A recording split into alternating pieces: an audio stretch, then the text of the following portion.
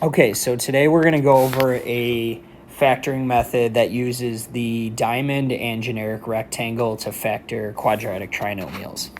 So your first step is you multiply your first term and your last term, and that goes on top of your diamond. So we just draw an x to represent the diamond. So we multiply 6x squared times 5, which would give us 30x squared. The middle term, or the term that has the x or the single variable, goes on the bottom. So we write 13x on the bottom.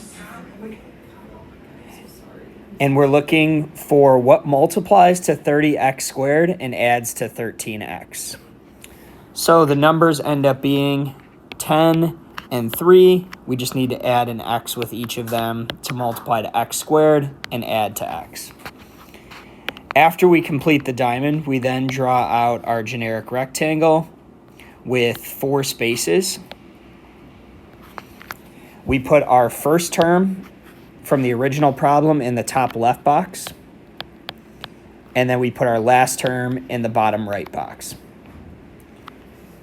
Make sure to include those signs if you ever have positives or negatives. Then we take the 2 terms that completed our diamond, and we put those in either of the 2 remaining boxes. It doesn't matter where you put them. So after this, you look at the top 2 terms, and you figure out what's the biggest number, or what's the GCF between 6 and 10. So what's the biggest number that goes into 6 and 10? It's 2, and you write that right here. And then you consider the variables, and you think about what's the most amount of x's that go into each. It ends up always being whatever one has the smaller exponent, which is x to the first. So our GCF between 6x squared and 10x is 2x. As long as you can think of the GCF between these two and start you off, you don't have to think about any more greatest common factors. You could just use multiplication to fill in the rest of the spots. So then we know that 2x times something gives us 6x squared. So 2x, 2 times 3 gives us 6, and then x times x would give us x squared. We then think about 2x times what will give us 10x, and that's positive 5. And then last, we think about 3x times what will give us 3x, and it happens to be positive 1.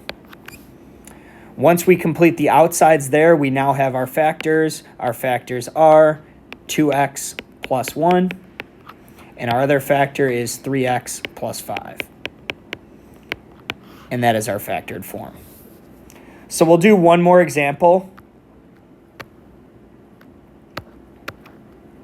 So again, we have a quadratic trinomial here. We're going to start off by drawing our x, which represents our diamond, and we're going to multiply our first term and our last term.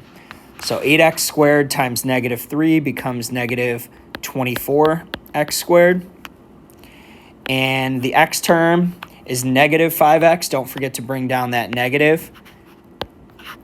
And that goes on the bottom of our diamond. We then think about what 2 numbers multiply to negative 24x squared and add to negative 5x. It ends up being negative 8x and positive 3x. Because negative 8x times 3x makes negative 24x squared, and negative 8x plus 3x makes negative 5x. We then draw out our generic rectangle and make our 4 boxes. And we put our first term, always of the original problem, in the top left corner. Our last term, including the sign, always goes in the bottom right. And then our other 2 terms can go in the 2 remaining spots. It does not matter where they go.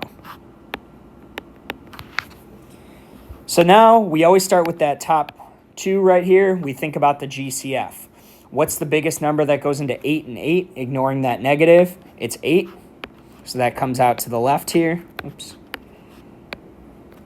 And then how many x's do they have in common? You look at which one has the smaller exponent. It's that invisible 1 with the x, so it's just a single x. So the greatest common factor between 8x squared and 8x is just 8x. And then we just use multiplication to figure out the other 3 remaining sides. So 8x times what gives us 8x squared, and it's 8x times 1x, or just x. Then 8x times what gives us negative 8x? It would be negative 1. And x times what gives us 3x? It'd be positive 3. So there's our 2 factors, 8x plus 1, or 8x plus 3, sorry, times x minus 1.